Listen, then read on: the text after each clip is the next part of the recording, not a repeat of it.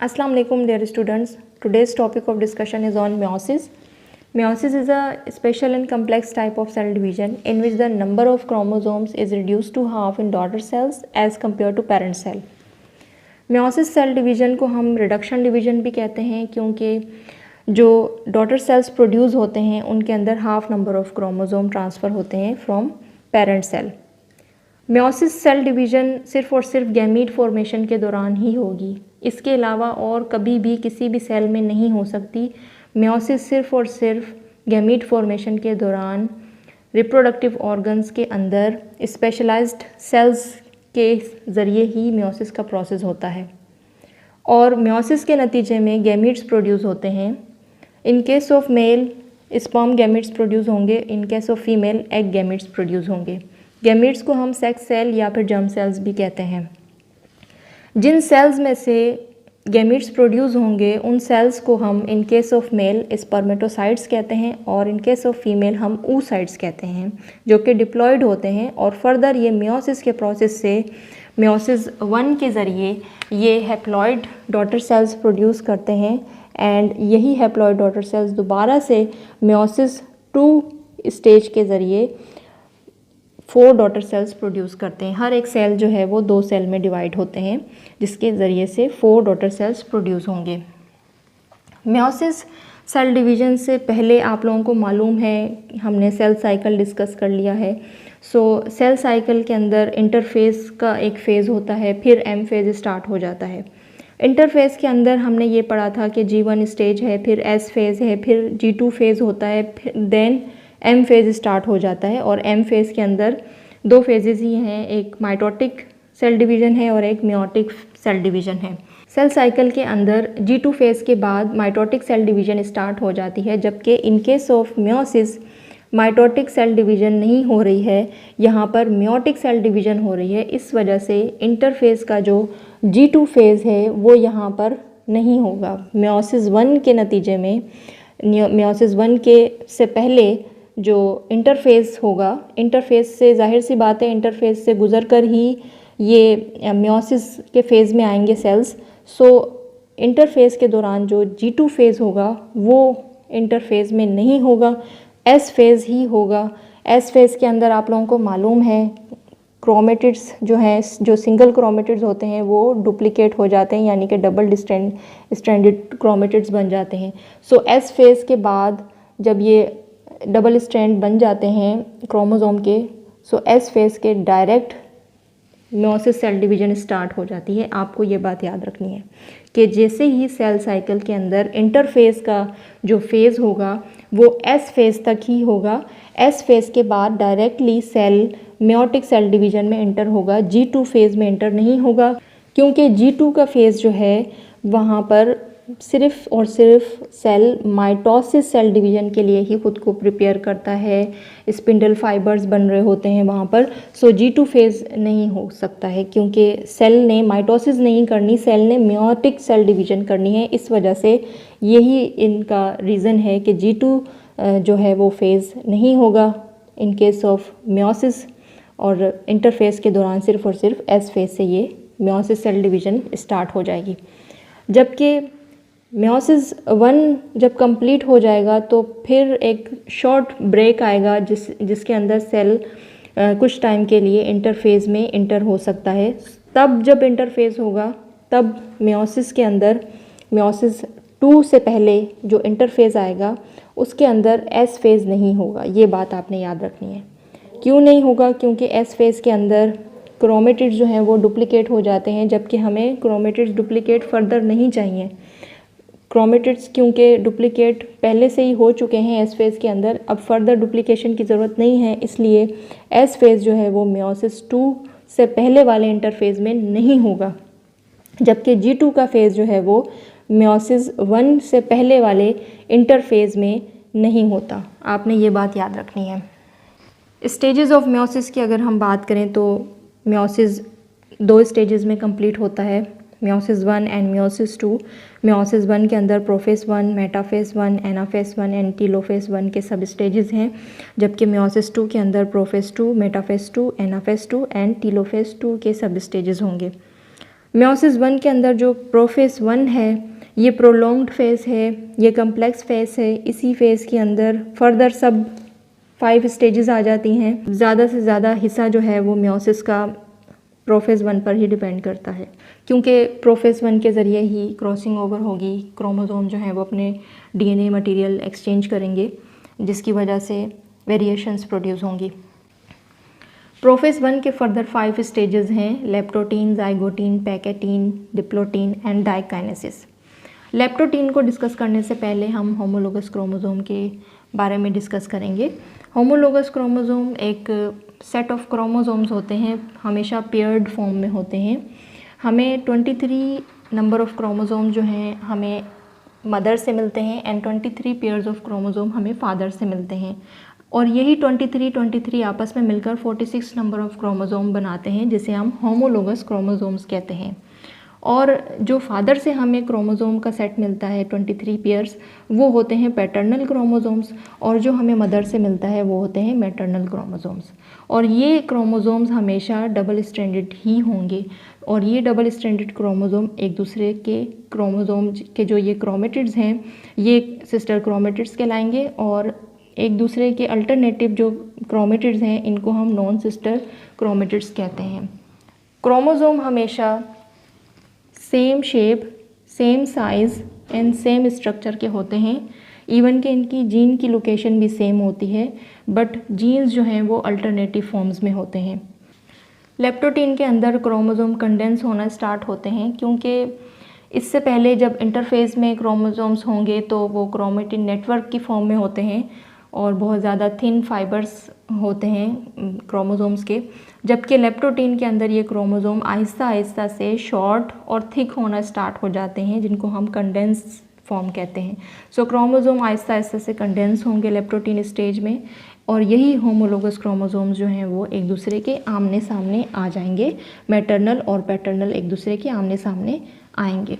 इस तरह से 46 नंबर ऑफ क्रोमोसोम के पेयर्स होते हैं, यानी कि 23 पेयर मदर की तरफ से और 23 फादर की तरफ से, टोटल 46 नंबर ऑफ क्रोमोसोम्स होते हैं जो कि आमने सामने लेप्टोटीन स्टेज में आ जाते हैं। यहाँ पर जस्ट हमने आपको समझाने के लिए 4 क्रोमोसोम्स को मेंशन किया है।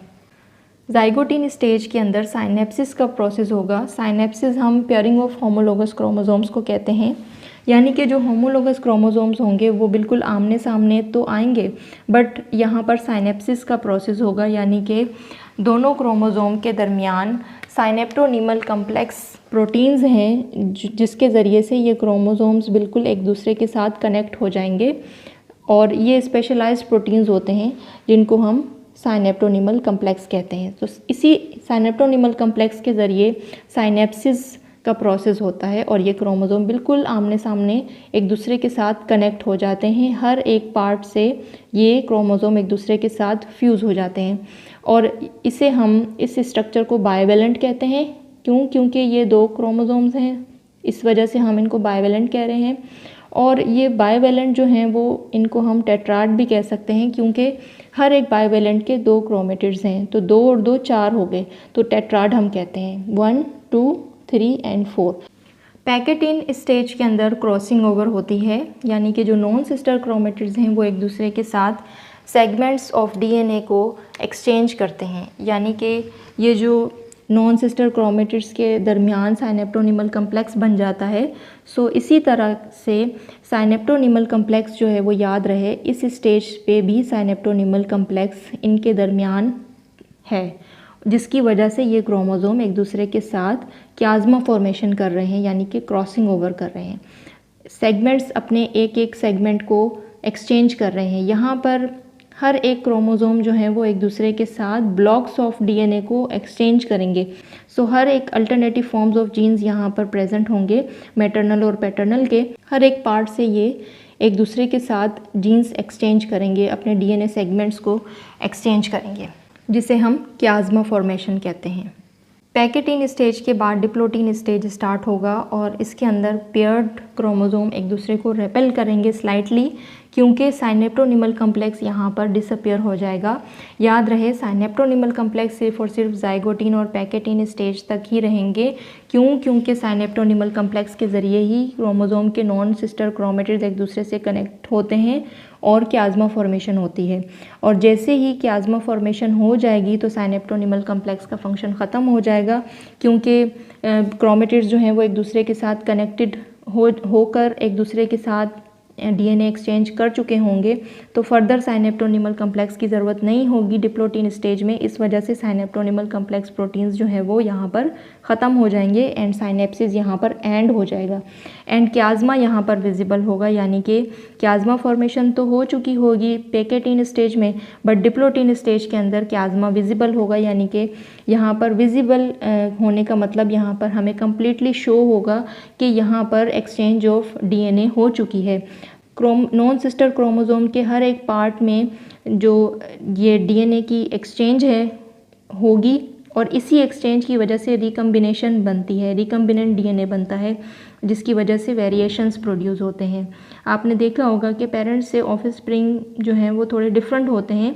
यही वजह होती है क्योंकि जो डीएनए के सेगमेंट्स एक दूसरे के साथ ये नॉन सिस्टर क्रोमेटिड एक्सचेंज करते हैं, इन्हीं की वजह से ऑफस्प्रिंग के अंदर वैरायटीज़ प्रोड्यूस होती हैं।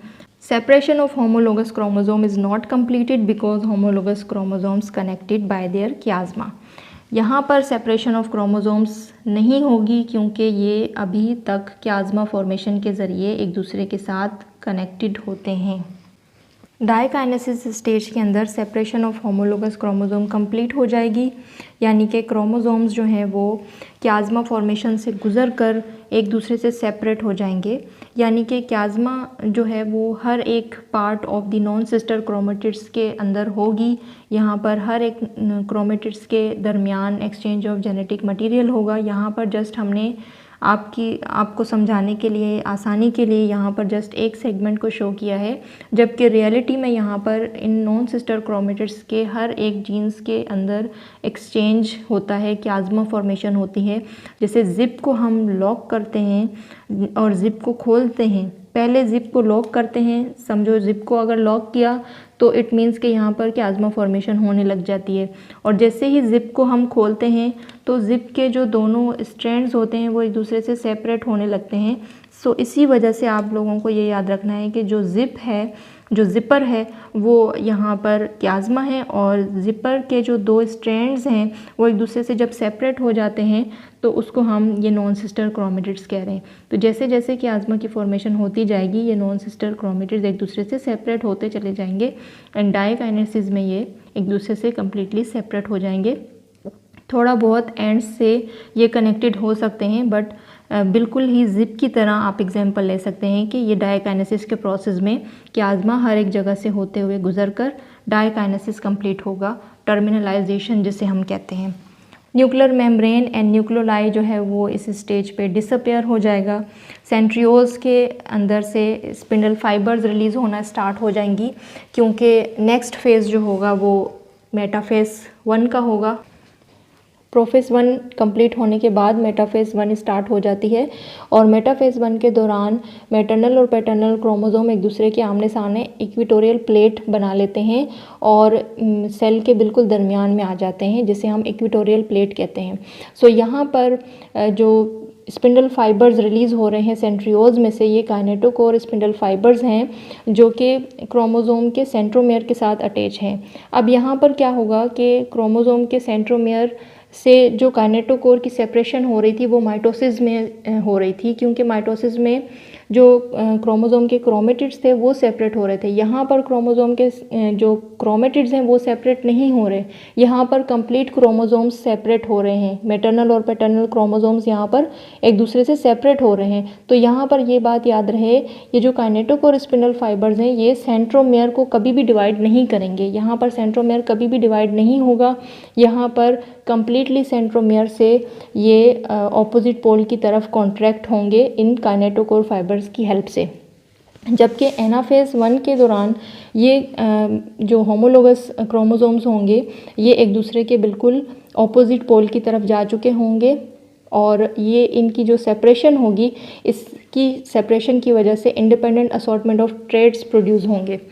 टेलोफेज के दौरान न्यूक्लियर मेम्ब्रेन रीअपेयर होने लग जाएगा, न्यूक्लियोलस रीअपेयर होगा और स्पिंडल फाइबर्स जो हैं वो डिसऑर्गेनाइज हो जाएंगे, सेंट्रियोल्स अपनी अपनी जगह पर चले जाएंगे, जिसकी वजह से यहाँ पर टेलोफेज 1 कंप्लीट हो जाएगा। और टेलोफेज 1 के कंप्लीट होने के बाद साइटोकाइनेसिस हो जाएगा और दोनों एक सेल जो है वो 2 सेल में डिवाइड हो जाएगा। और यहाँ पर जो मियोसिस 1 का प्रोसेस है वो कंप्लीट हो चुका होगा और मियोसिस 1 के नतीजे में नंबर ऑफ क्रोमोसोम हाफ हो जाते हैं और ह्यूमंस के अंदर 23 हाफ क्रोमोसोम्स हो जाते हैं। और इसी के बाद याद रहे कि ये जो क्रोमोसोम्स हैं ये डबल स्ट्रैंडेड क्रोमोसोम्स हैं अब तक। और इसके बाद प्रोफेज 2, मेटाफेज 2, एनाफेज 2 और टेलोफेज 2 सेम माइटोसिस के प्रोसेस जैसा ही है। आप वो लेक्चर देख लीजिएगा माइटोसिस सेल डिवीजन का। So prophase, metaphase, anaphase and telophase 2 होने के बाद जो रिजल्टिंग डॉटर सेल्स होंगे वो हर एक सेल में से 2-2 सेल बनेंगे और ये जो सेल्स बनेंगे ये डॉटर सेल्स कहलाएंगे। 4 डॉटर सेल्स बनेंगे मियोसिस 2 के एंड में। और यहाँ पर जो क्रोमेटिड्स हैं वो सिंगल क्रोमेटिड्स होंगे और यहाँ पर मियोसिस 2 कंप्लीट हो जाएगी।